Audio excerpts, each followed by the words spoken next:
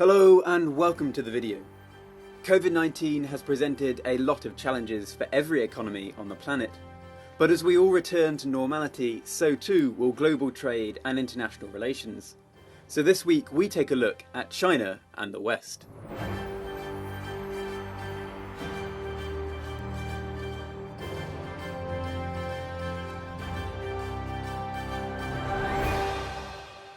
While you might expect a global crisis like a pandemic to bring people together, on international relations it seems to have done the complete opposite. We have President Trump in America persistently calling COVID-19 the Chinese virus. We have the UK government refusing to take part in European efforts to bulk buy medical equipment. More recently, we see the UK outright banning Chinese company Huawei from their mobile networks, and this could have big implications. Although many people will know Huawei for their smartphones and laptops, the majority of their revenue, and in fact the biggest concerns for governments, comes from their network equipment and services. They are already a major player in 4G networks, recently surpassing their main competitors Ericsson and Nokia, but in many countries they could become a major player in 5G networks as well. Huawei's global revenue is now well over $100 billion a year. If it were a country, it would be the 58th largest economy in the world. Huawei has grown so much in networking because their equipment can be 30 to 40% cheaper than other firms in a lot of cases. Many people wonder how Huawei's equipment can be so much cheaper than the competition, with some speculating on Chinese government subsidies, something Huawei denies. The Chinese government has a reputation for underhand aid programs for its companies, and this is part of the justification for the US-China trade war. Others point out that as a Chinese company, Huawei is required to work with China's intelligence agencies, and this could allow China to spy on us all through their equipment.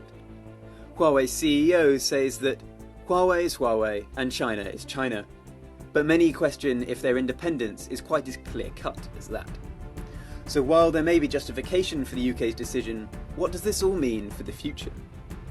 The UK's decision may seem like a knee-jerk reaction, but if they apply the same principles more broadly to other areas or other Chinese companies, then the tech industry could change dramatically. Huawei makes all sorts of tech, and if the US, UK and other Western countries decide to be tougher on all Chinese tech, then there could be huge effects for the global economy. The supply lines in technology have become extremely complex. Take a smartphone as an example. The screen is likely made by Samsung in South Korea, the battery likely in Japan, the camera lens in Germany and the chip from the US. And all this is manufactured and assembled just in time for the phone's launch. So any disruption to the supply chain is a big problem. The decisions of the West could push up prices and hold back innovation for years to come. And if China retaliates and relations deteriorate further, we could see decade-long effects for the tech industry.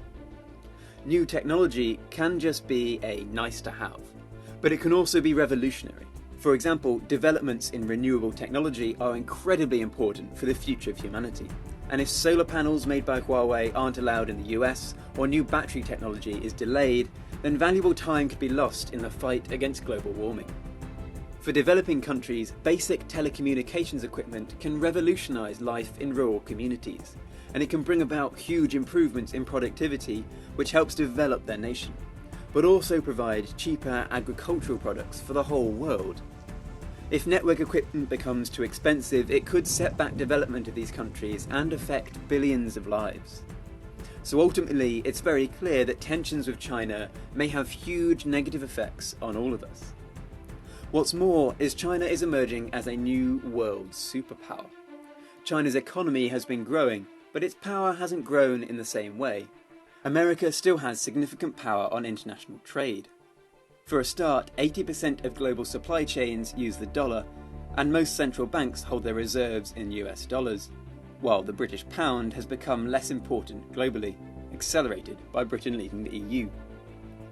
American and European banks still play a major role in overseas lending, and while Chinese banks are now bigger than US or European banks, they account for only 7% of cross-border lending. But this may be about to change.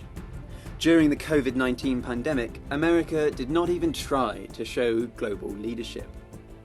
China, on the other hand, has tried to fill the vacuum left by the US. One sign of this is Chinese government bond market.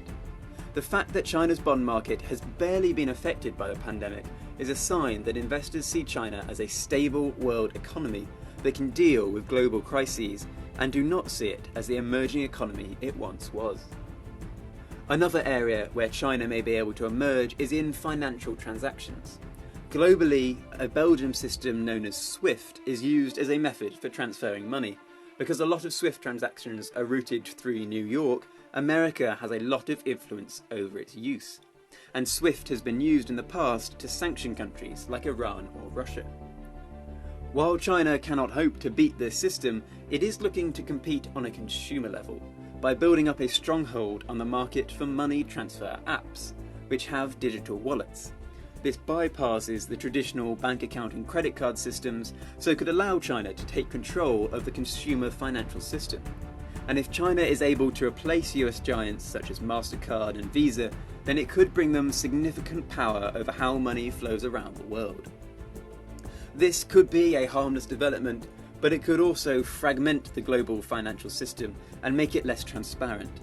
And history tells us when the global financial system is in trouble, our economies are in trouble too. You might think it's best for the West to repair its relations with China, but while the West has traditionally been happy to overlook some of China's questionable human rights record and aggressive foreign policy, now that China is the second biggest economy in the world, it may be hard for countries to put aside their differences. Now, 2020 will certainly go down in history for the current pandemic, but could it become a major turning point in the battle for global dominance? Hello there, my name is Ollie. I present all the videos for Economics Unlocked. If you want more content from us, then you can check out our website and our Instagram page, and I'll link those down below in the description. But otherwise, thank you very much for watching. Have a wonderful day.